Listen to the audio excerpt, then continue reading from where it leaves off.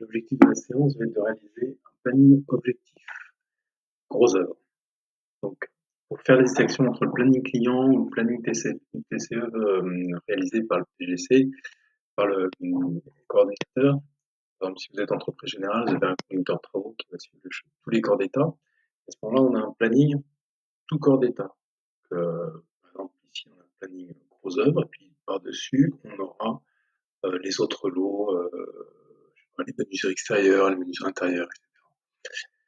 Donc ce planning, on appelle ça Gantt parce que c'est un planning linéaire. Donc on a un calendrier, on a l'habitude de lire ce genre de planning, et c'est simplement la durée de la tâche qui tombe en fonction du calendrier.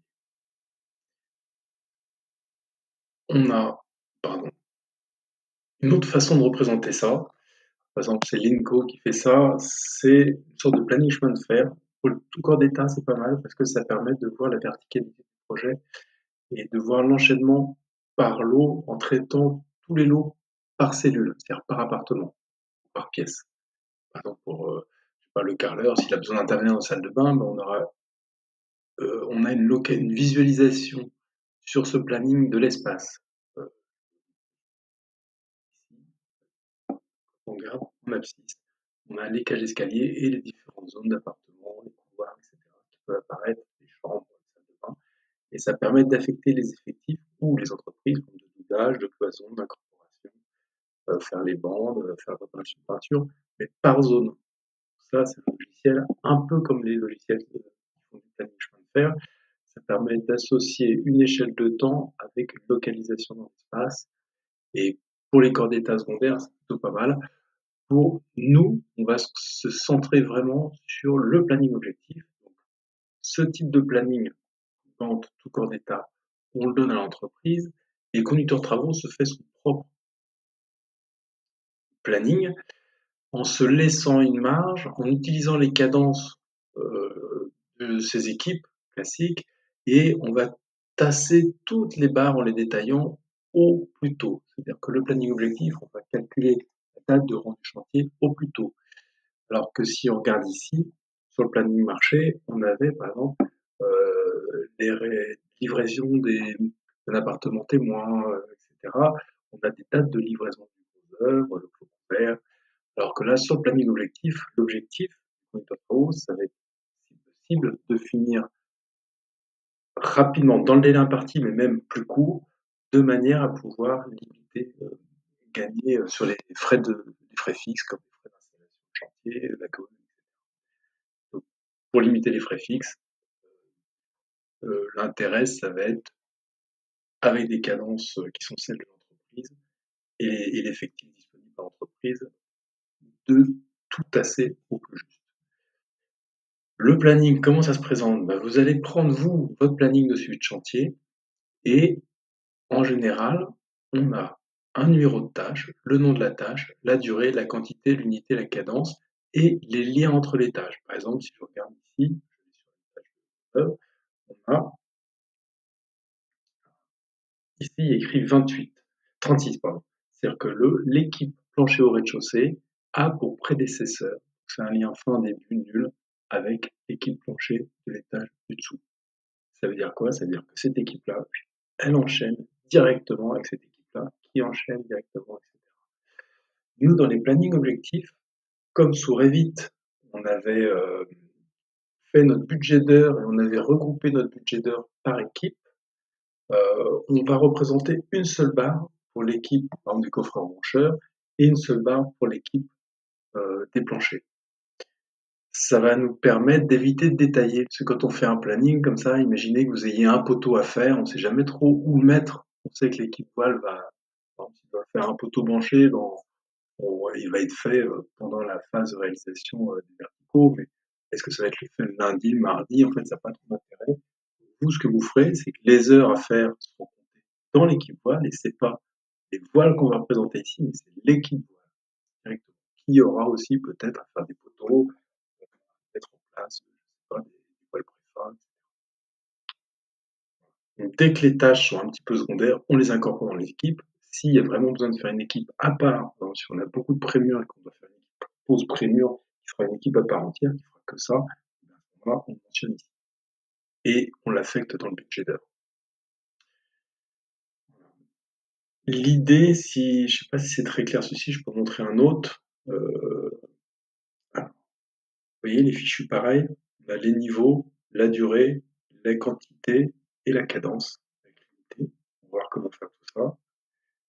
Et ici, je suis peut-être allé trop loin, voilà.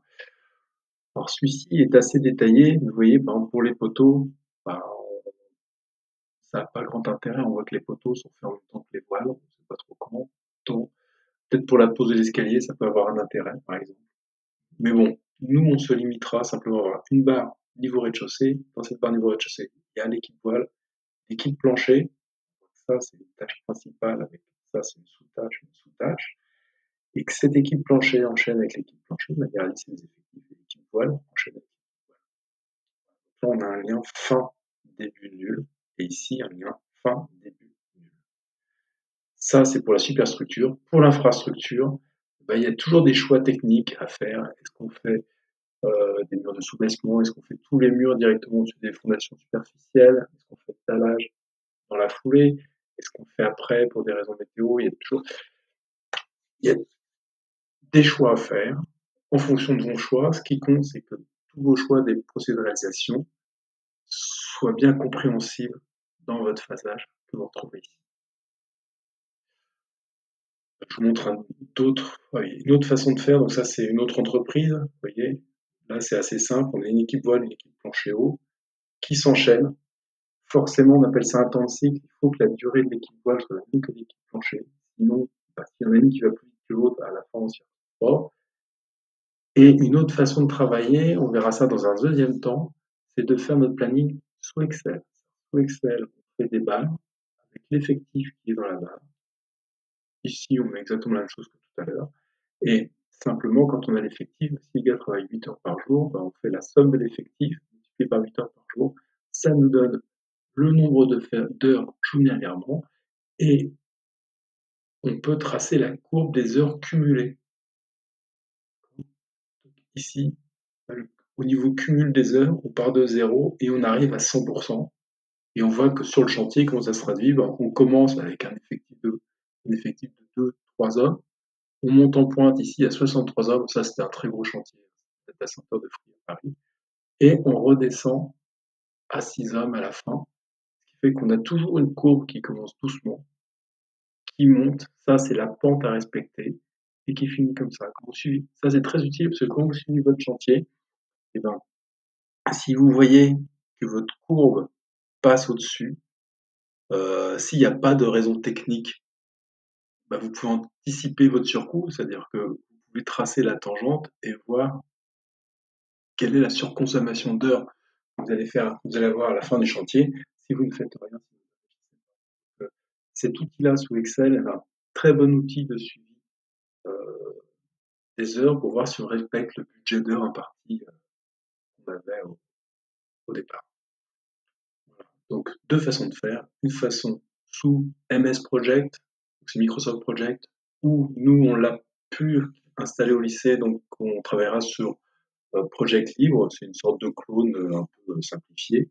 Et puis, dans un deuxième temps, on le rentrera sous Excel. Vous verrez que là, c'est un peu fastidieux. Dès qu'on fait un changement sur une tâche, il faut tout changer. Donc, vous ne travaillerez jamais directement là-dessus. Vous travaillez toujours d'abord sur un planning gang qui travaille par lien, et ensuite, éventuellement, on le saisira sous Excel pour sortir notre tableau de suivi. Voilà, on va passer maintenant dans la prochaine vidéo